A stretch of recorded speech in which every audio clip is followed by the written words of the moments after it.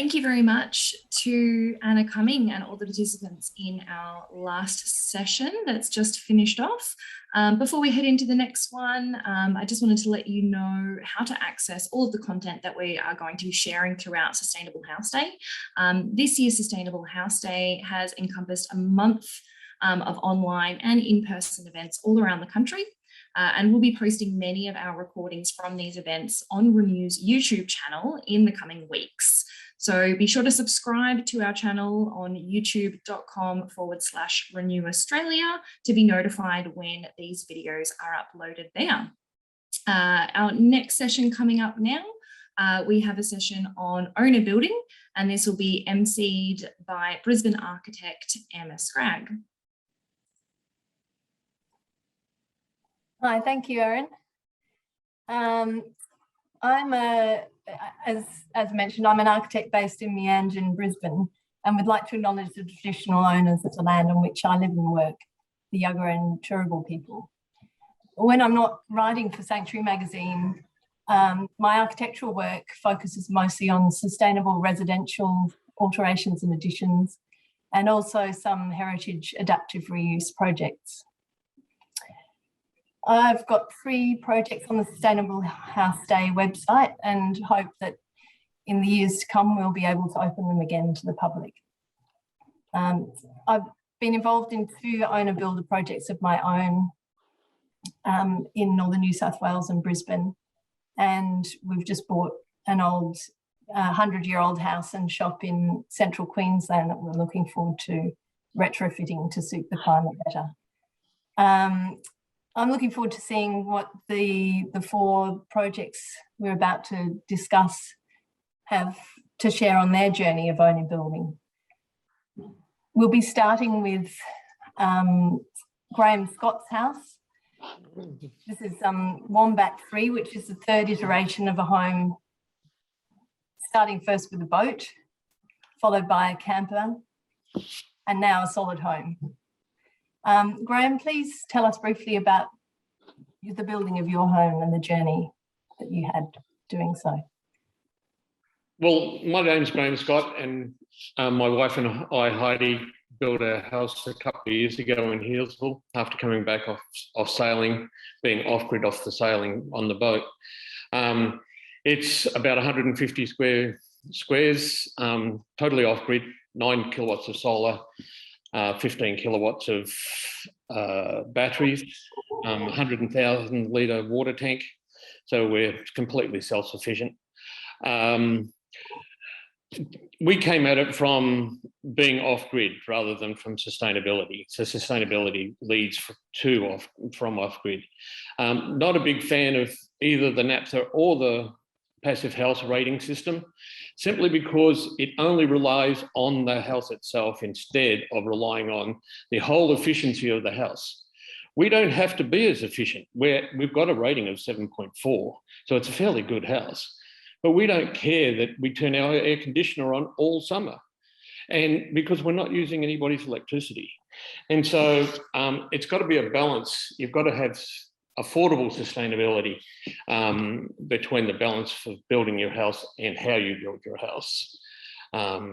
So it's very important to find people to trust to build your house, help you build your house. And I look forward to all your questions. Thank you. Thank you, Graeme. Geoff Cameron's next, who built a new hemp home at Narara Eco Village in New South Wales. Geoff, could you tell us a bit about your home?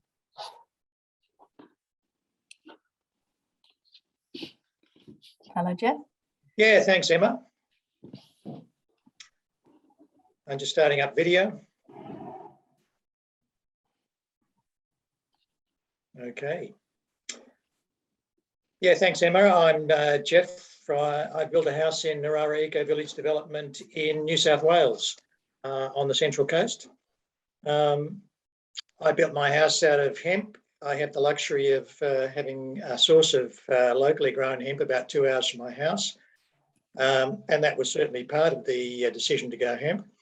The house was actually designed by my daughter and her husband. They're both architects heavily involved in sustainable architecture. The house is about 150 square metres. Our concrete slab on ground, I did slab edge insulation, double glazed windows with hardwood frames. Heat recovery ventilation ended up about 8.8 star Nathers. It was completed about 1.5 years ago and is performing brilliantly. Also being in an eco village, we have the luxury of running our own water and sewer utility and our own electricity utility. And we've imported our own transformer from France. It's first of its kind in Australia, because every house in the village is a net exporter of energy to the grid over the year, and the village itself is a net exporter over the year. And we needed a transformer that could handle that for us without being cut back by the local grid because of excessive exports. And we've just switched on our community battery, which is 430 kilowatt hours of storage. So at this time of year, we're running 24/7 on our own power and exporting excess every day. Except for, I think, one day in the last week, we had a seriously heavy rainfall day and we didn't get to export, which is, I think that's a pretty good outcome at this point. So, yeah, I've just been really enjoying being part of the project. I've absolutely enjoyed building the house as owner builder, never built anything before. Huge learning experience. I really feel that was my learning experience. Now I'm ready to do the real one. But as they say, you only ever do one owner builder, and I think that's probably it for me. Thank you, Geoff. That was great.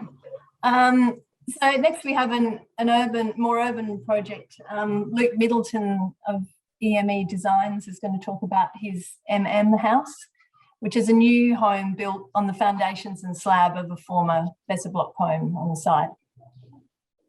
Designed around passive house principles. Luke, can you talk a bit more about your project, please?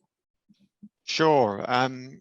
We sort of bought this place and thought we might be able to renovate. And that was an interesting question on a number of these other seminars. When to decide whether or not to renovate or to rebuild. And in the end of the day, what we did is we recycled a lot. And I'm a building designer as well, so we were the owner builder. I was the client, the designer, and also the builder, which was a bit tricky with the wife and 2 kids ready to move in. So we were under a bit of time constraint there. But yes, look, we chose to do it fresh, but we recycled the slab. We recycled the foundations at the back. So what we did is use the existing footprint of the building, but completely reinvented the spaces and the performance. The old home used a hell of a lot of air conditioning and was completely unsustainable and had condensation issues. Mark touched on condensation as being an issue in the last seminar, and we're a true believer. We built this to passive house principles. It's not certified, but it runs exceedingly well. We have thermostats throughout the building measuring the quality of the air, the CO2 levels and the temperature. And the house runs carbon positive, and we believe that the embodied energy of renovating it or rebuilding as opposed to renovating will be paid off in a very short amount of years. We only have 5 kilowatts of solar and are running 9 kilowatts per day energy positive on average. So I do believe that passive house is really important. I don't tend to agree with Graeme on that passive house is whole of system. Nathers is not whole of system. But I think that other things that should be factored into a build is how it integrates with the landscape and how you can, we're on an urban block with chickens, grey water, water recycling of rainwater. We capture all of our stormwater on site.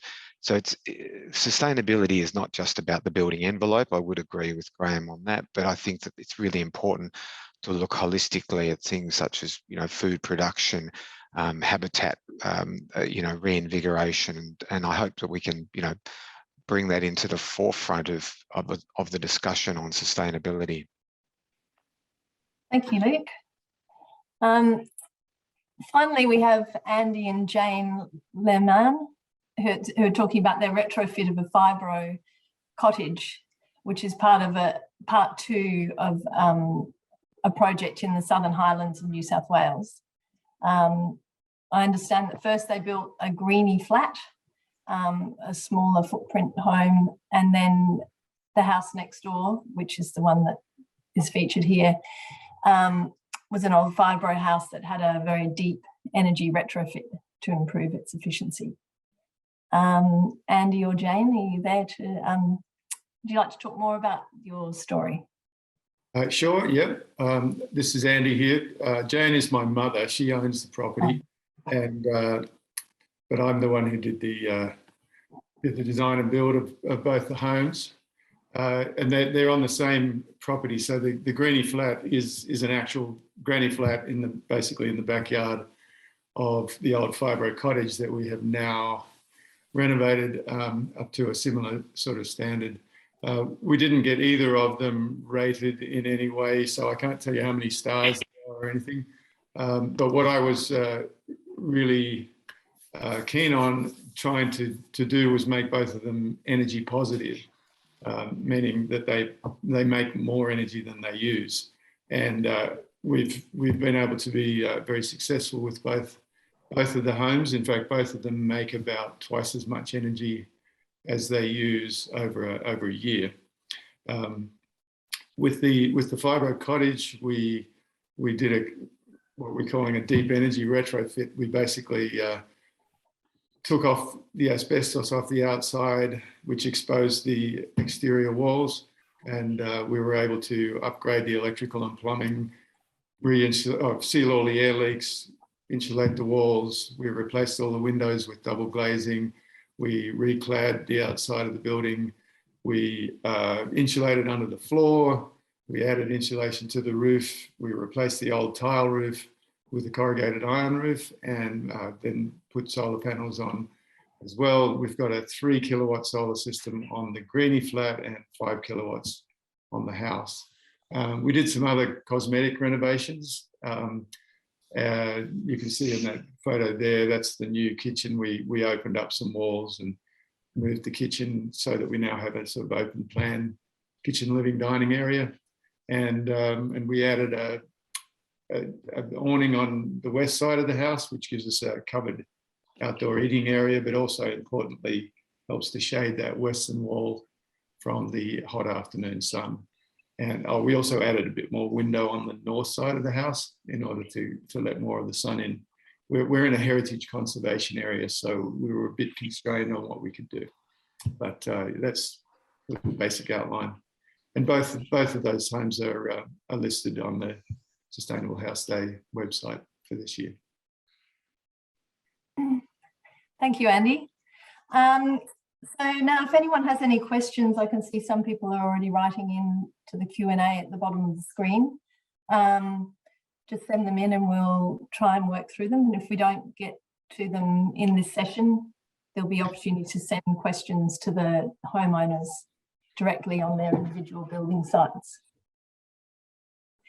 So I know, Geoff, you mentioned that you were a first-time owner builder. And were the rest of you also new to this thing, or have you done it before? It's our first house that we built, so we were new to the whole process. Yep. And anyone else? I've actually been. I studied architecture. I'm not an architect, but I studied architecture for a while, and I've been involved in building for about 35 years. So this is probably the fourth or fifth home that I've built for myself, or for my family. But I've also, I've done a lot of other building work for other people as well. Okay. Yeah. And did you all, I'll go, I guess, first to, sorry, I'm just working out all these questions. I'll ask all of you, do you choose to do the owner builder as a way of controlling costs? Is that one of the reasons that you've done this rather than going directly to a builder who will manage the project for you? Oh, well, I'll try and answer. We did it because we were a bit budget constrained, and yeah, I've got a degree in construction management, so I came from the building side a little bit similar to the others, and but then yeah, I've studied architecture, but never. So we sort of did it because yeah, it was a cost thing, but it was interesting to do also because I learned a lot, which we can now sort of pass on the buildability and all the mistakes that we made on this project. So I think that, you know, owner builders shouldn't be taken about half-heartedly. I mean, one, you've got to be a bit practical. You've got to be prepared to work hard because you're possibly doing it in a part-time capacity. But it's probably useful to have someone holding your hand, whether that's, you know, a friend that's really done it before, or a really good consultant, whether it's an architect or a building designer, because I think that especially in sustainability, you can get it quite wrong. And I think that there's a lot of people that say, well, we've done it this way for 100 years, so do it this way. And I think that's not always the best way to do things. So sustainability or high-end sustainability is still new in Australia. So a lot of trades might still be doing it the old way. Therefore, having good advice is important. Okay. And yeah, shall I give my response to that question? Sure. You can all put your thoughts in. Yeah.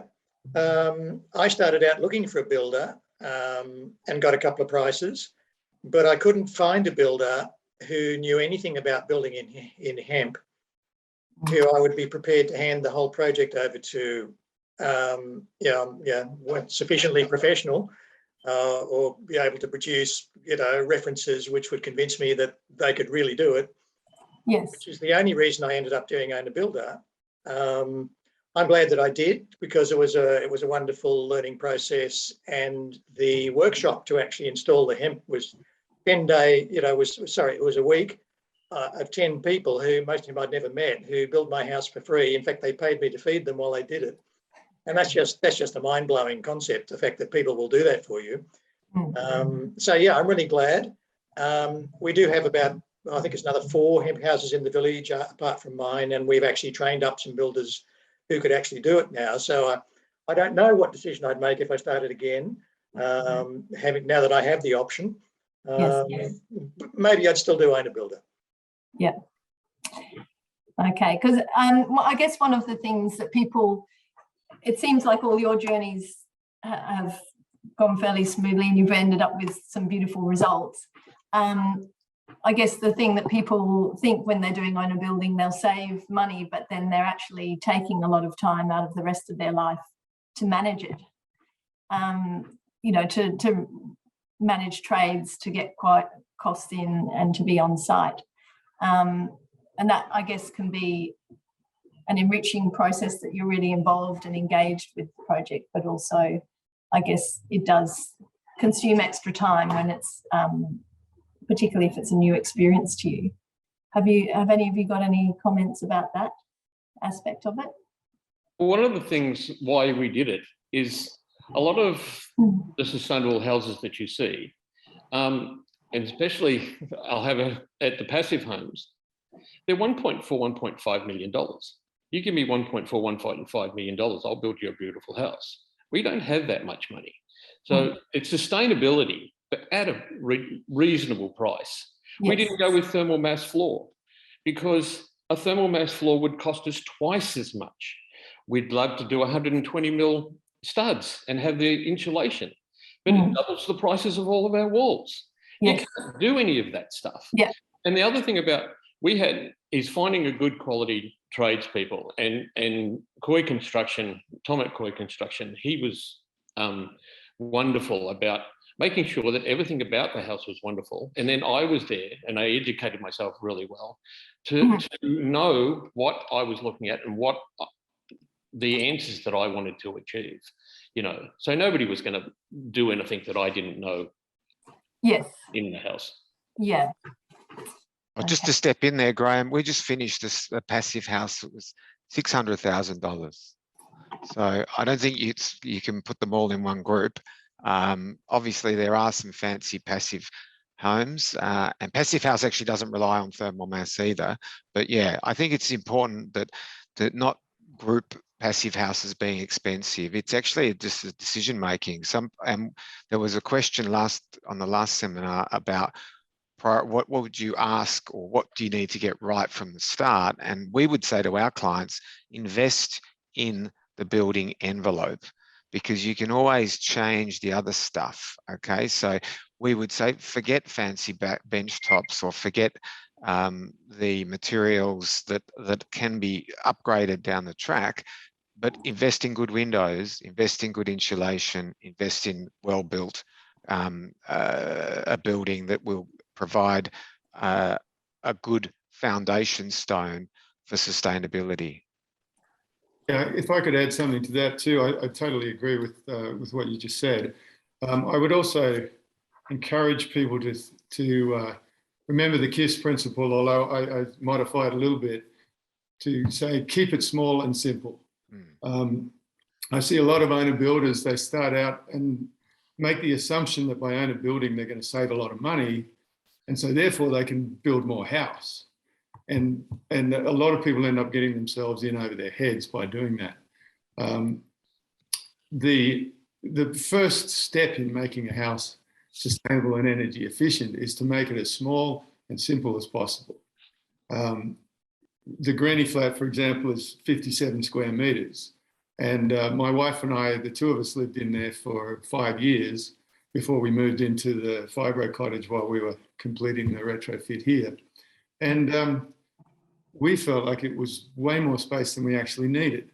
So yeah, I think I would really encourage people to think about how much space do you actually need? And then if you can keep the house small and simple, then you've got room in the budget to add, pay more for really good windows or for better insulation and better equipment and those sorts of things.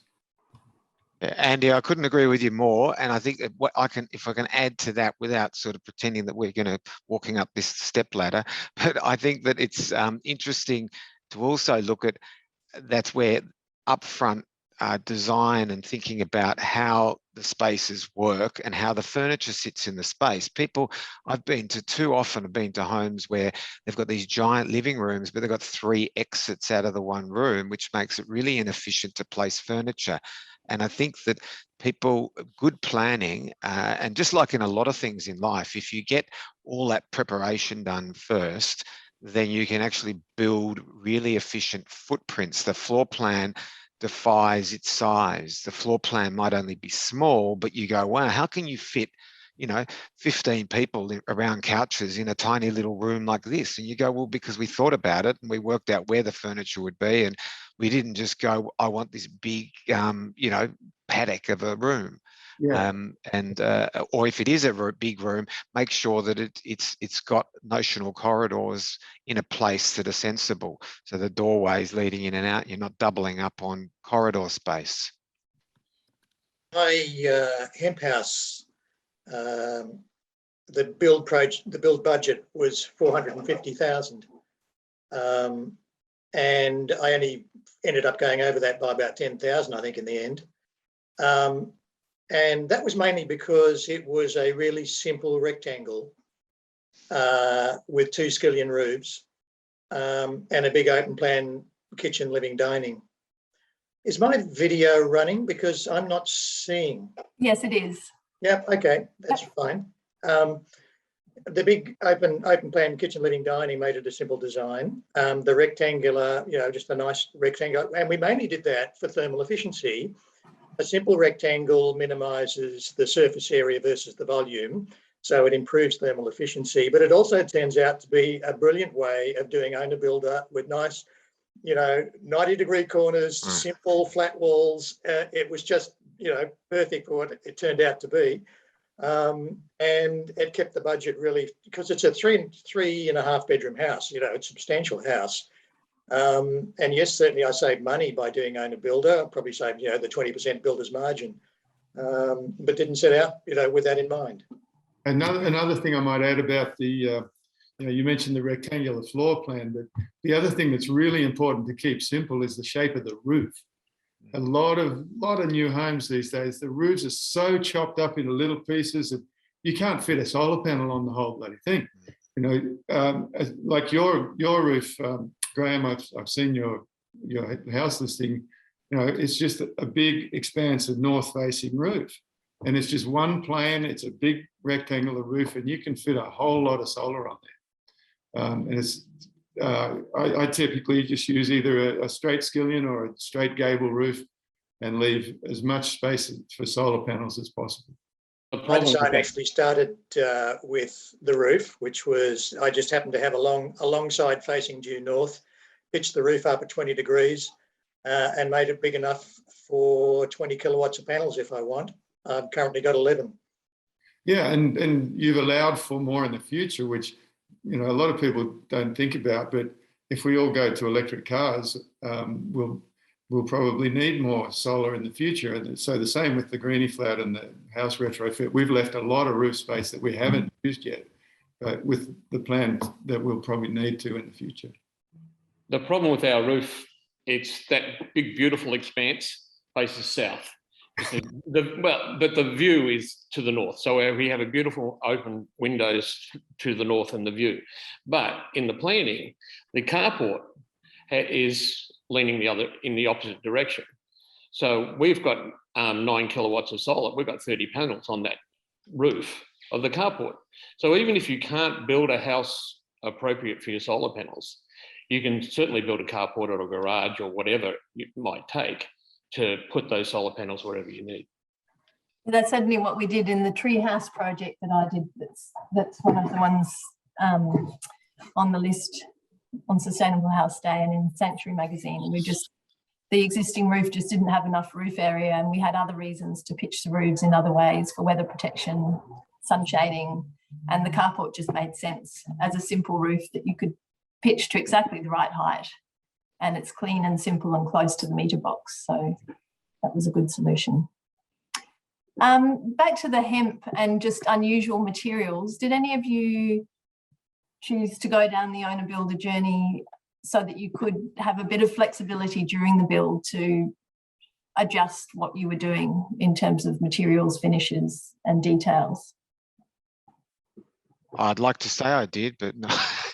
We used rammed earth here, but I didn't go down that path because of flexibility. Although I was known on site as the woulda, coulda, shoulda person, whereas I had some good carpenters were just the doer people, and so it was always very tricky wearing 3 hats. But no, yes. I'd like to say that, but we're also constrained by a heritage overlay, neighbours all around us. I would have loved a beautiful clean roof like Andy and Geoff have suggested is a good idea, and we do that on our sites that are greenfield. But yeah, we didn't necessarily do that with the flexibility, but I did make some changes along the fly, and the variations, there was no such thing as a variation. The whole thing was one big piece of string that we had to watch. Okay. Thank you, Luke. We've got a question from Marg, which probably was originally aimed at you, Luke, but probably would be good to ask Andy, which is about when you retain a house to improve it and retrofit it thermally, how did you go about draft proofing the gap between the floorboards and skirting with a sustainable material? Well, I wouldn't call it a sustainable material in its essence, but it's sustainable in the fact that it saves a huge amount of energy in the operation of the house, probably for the next 50 years. But we used X-Pol polystyrene board under the floor, and then for anyone who doesn't know, X-Pol are sheets of polystyrene. They come in different thicknesses. I think ours was 60 mil, but the edges are grooved so that you can squeeze them in between the floorboards, put them in, and then let them go, and they fit tight to the edge of the floorboards. But I mean, in the process of putting that in, there's always, especially in an old house, things aren't straight and square necessarily. So there were gaps left, and we went around with a spray foam and filled any gaps that were left over, and also to make sure that those polystyrene boards never move. So between the X-Pol and the spray foam to seal the gaps, I feel like we did a pretty good job of sealing up the air leaks from under the floor. So I wouldn't necessarily call it a sustainable material, but having tested and inspected a lot of homes. I lived in America for 20 years, and one of my jobs was as a energy auditor. So I've inspected a lot of homes that had insulation under the floor that was done with various materials, and most of them don't last. Yeah. Putting fiberglass bats or something under a floor, eventually it turns into a rat's nest, or it gets wet and it falls out, or the wind blows it out. Or if you're going to do it, you've got to be very, very careful how you do it so that it will still be there in 20, 30, 50 years' time. Yeah. Thank you. Demont has asked, can you briefly describe your process to become owner builder certified, and how long did it take? So that's sort of to all of you, I guess, for someone considering owner building. Well, I'll abstain because it was actually my mother because she owns the property. You can't be an owner builder on a property you don't own. And so she, at the age of 77 or something, went through the owner builder course and was the official owner builder on our project. And so how long did that take her to do, and what was involved? There's a course, or there's various courses that you can do to get through, what are they, RTOs, registered training organisations. I think the least expensive of them cost $140 or something, I think, and take maybe, I don't know how many hours you have to put, probably about 20 hours of study and answering questions and things. It was a bit of a token gesture on our part because, basically I've been building my whole life, so I know what I'm doing. But for people who don't, there is a lot of good information in those courses, and I'd encourage you to take them fairly seriously because you'll learn good stuff out of them. On my getting started on my build, I at least knew that I knew nothing. So I actually employed a local builder by the hour just to get me started. He helped with the set out of the site, and he put me in contact with his regular subbies and asked them to quote to me, because as a first-time owner builder, if you go and approach subbies and ask for quotes, you're likely to get no response whatever. So without that assistance, I don't know if I'd ever have got started. So that, I think that's an important tip. Okay. I sat that same, I did the test online, studying and all of that type of stuff just to become an owner builder. But again, Tom at Koi Construction, he helped build the house, and he was very influential in letting us know good electricians, good plasterers, and all that type of stuff. So you still, even if you're not in the trade itself, like I wasn't, you do need somebody in the trade. Fortunately, my son-in-law is a plumber, so that was taken care of, and he also does all of the corrugation and all that type of stuff. So yeah, getting trusted tradies is probably the single hardest thing for an owner builder to do. If you're not in the trade, you don't know. It's like hiring a mechanic or something. You just don't know who's who. Yeah. And what other tips would any of you have for the basic skills and expertise that would be good to have to take on owner building? So you don't necessarily need to have the physical tool skills, but what other skills are handy to have? Mind optimism. Patience, thick skin. Good time management.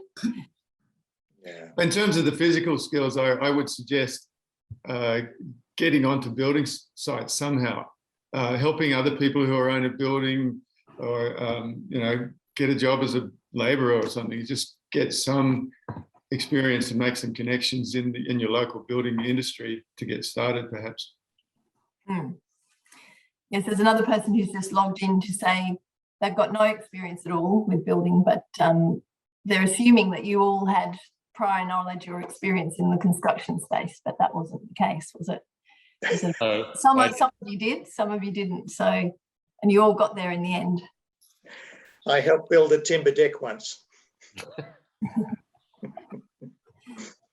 But really, it's like any form of project management. It's just a matter of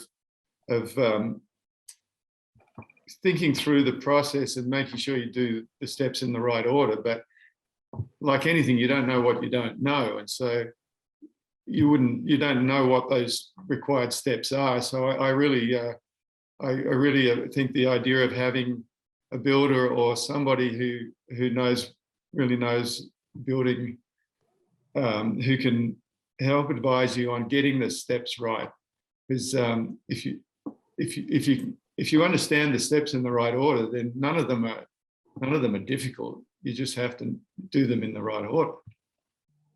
You've got to educate yourself. Everything is about training and education. So there's so much online and everything else, like sessions like this. People are learning from us. But the thing is, there's so much on YouTube. There's so many websites. Wade through them. Spend time finding out what is real, what isn't real, what's important to you, what's important in your house, what's important in your state. You're talking about the longevity and how long it takes to build. You know, if we could get the councils out of our way, we'd be fine, because our council, the number of things that we had to change on our house for no reason at all because of our council. We had our carport was at the west side of our house, beautifully shading the west end of the house. No, not the council doesn't want it up there. They wanted our house up there. So we had to actually flip our whole house. So now the carport's on the east side, not doing nearly as good a job at shading the hot west sun. But that's what the council wanted. And you don't want to fight with the councils because you won't win. Well, actually, I might modify that a little bit to say that councils, in my experience, if you can provide really good reasons for why you want to do something that they might be suggesting that you can't do, I've found that you know, on the whole, they're willing to listen to reason. You know, for example, we're in a heritage conservation area, and so there were all sorts of things that they wanted us to do here. For example, they wanted us to use galvanized iron on the roof. And I was able to show them the numbers that show that galvanized iron actually absorbs a lot more heat than a light colored color bond.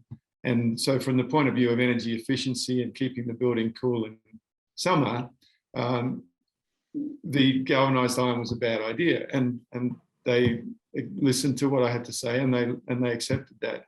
And it probably depends on your particular council and the particular inspector that or certifier that you're dealing with. But I think you know, it's worth, in your case, say it's worth going to them and explaining why you want to do something, and if you can show them good reason. And especially, you know, our local council has declared a climate emergency now, and so if you can go to them and say, you've declared a climate emergency, and yet you want me to do something that's going to make my house use more energy, this doesn't make sense. It's worth it anyway. Yeah, I think you're right there, Andy, but not always. I think there's we've just done one recently with Yarra. I shouldn't mention councils, but yeah, and the Heritage has overtaken the ESD principles, where they are, and we're really disappointed because it's a non-visible part of a roof form, and the Heritage people have basically said you could see it from 45 metres away. You'll notice this slight 1 degree change in the roof.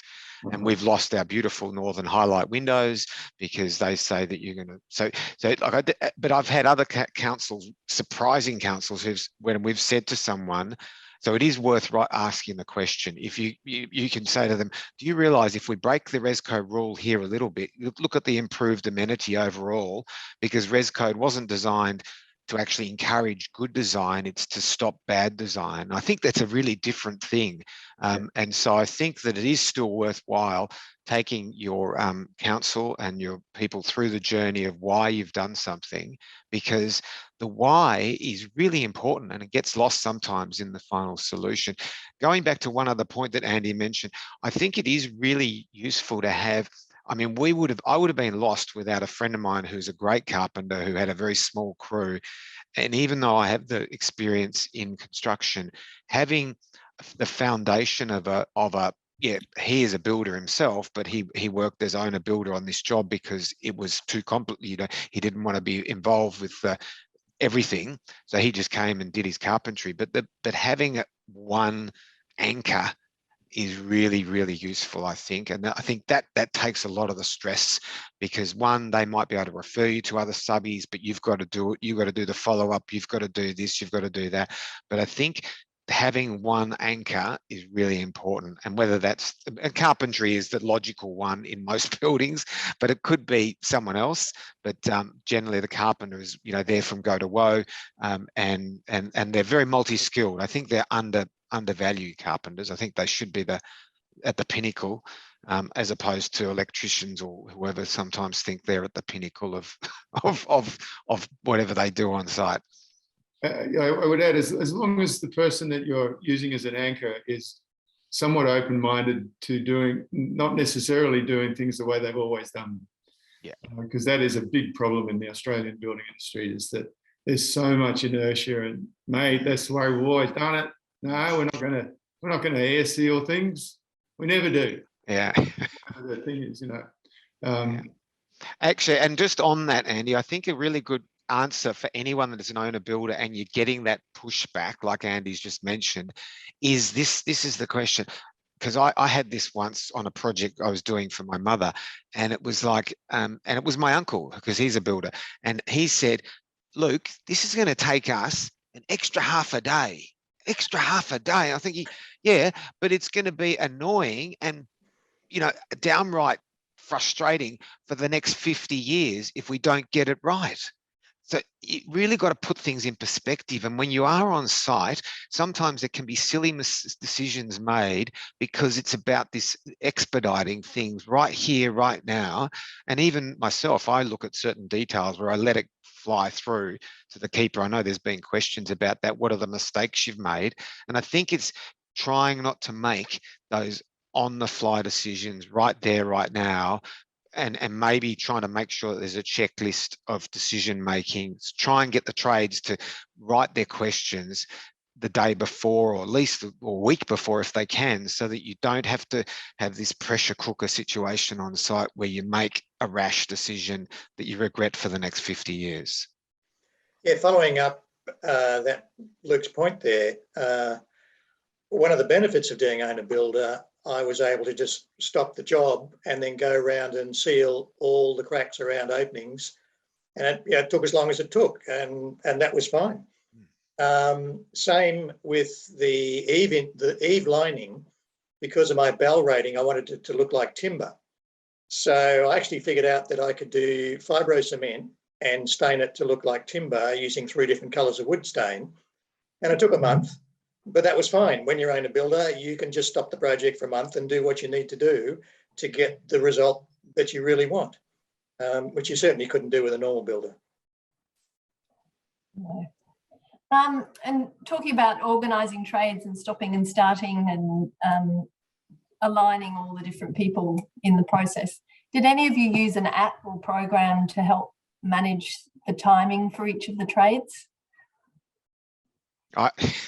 I did, and then my good friend Andy, the carpenter, sort of said, "Yeah, that's all well and good, but we'll just see how well it goes."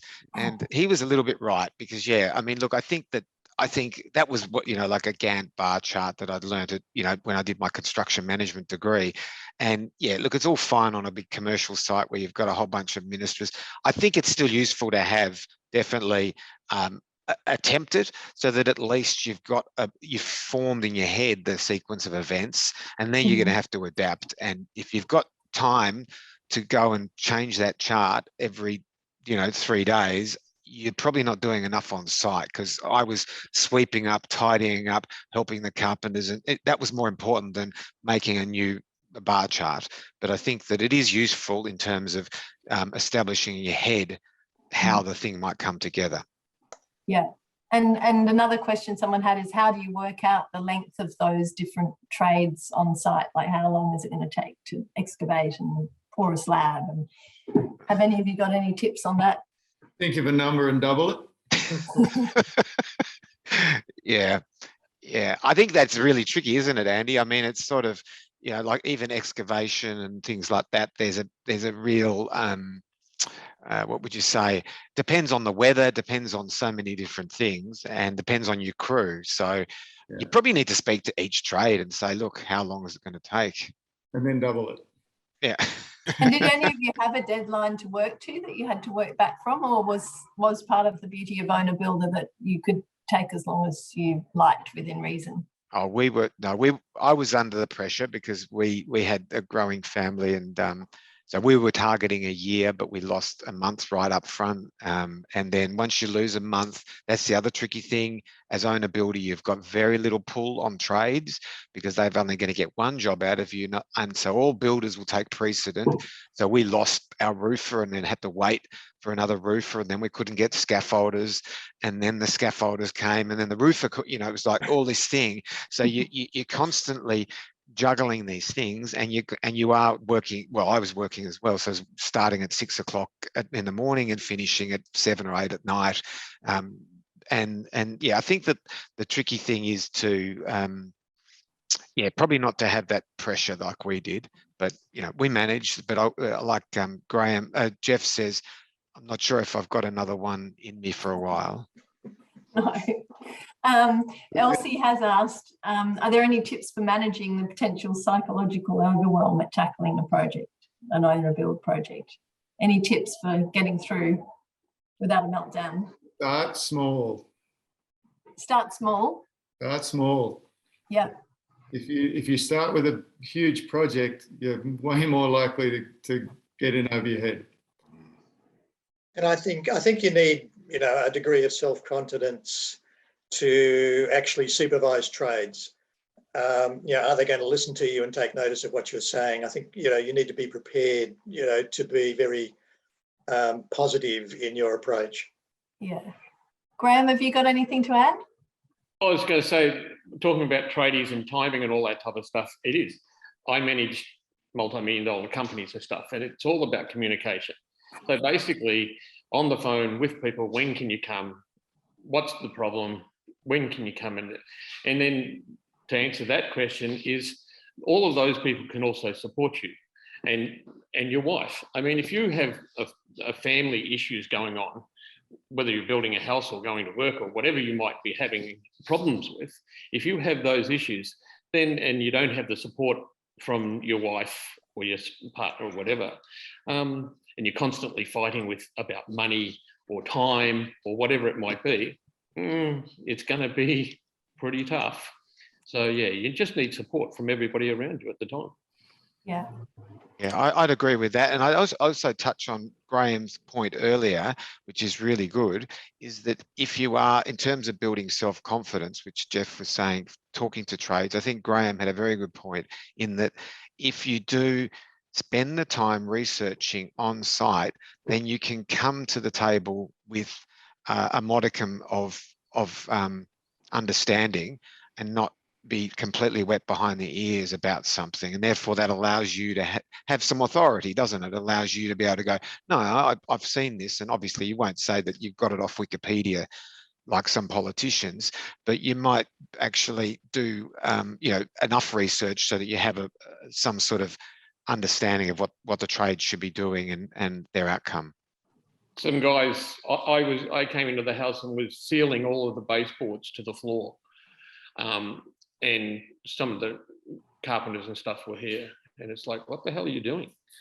And it's like, well, it's $8 worth of silicon, and it's going to stop a little bit of draft coming under the baseboards, but it took an hour and $8 worth of silicon, and now there's no drafts coming through underneath my baseboards. spray foam into the corners. Yeah, you're going to insulate, obviously, but putting spray foam into the corners because you can't get in those areas. Every little bit helps. And when you're there, you can do it because no matter how well you've scheduled your tradies, they're not going to be on site all the time. You're going to be there when you can do anything you like. Now, I've only got 5 minutes left, so I'm just wondering whether you can each perhaps pick up one of the lessons you learned, or maybe a mistake, and then a positive thing you've learned about from that mistake as your final tip to give to other aspiring owner builders.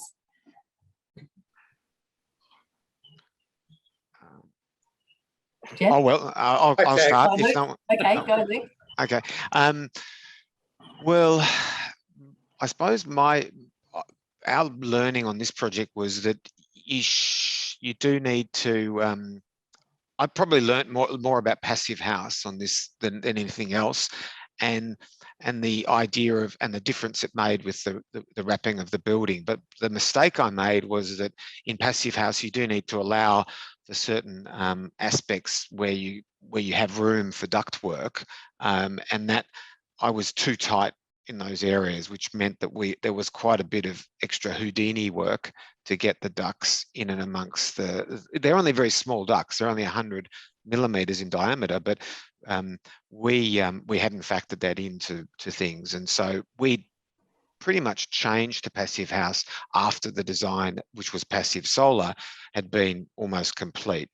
So to adapt was a little bit tricky, but it was worth it in the end. Okay. Graeme, have you got some last minute quick tip? Oh, a couple of things about design.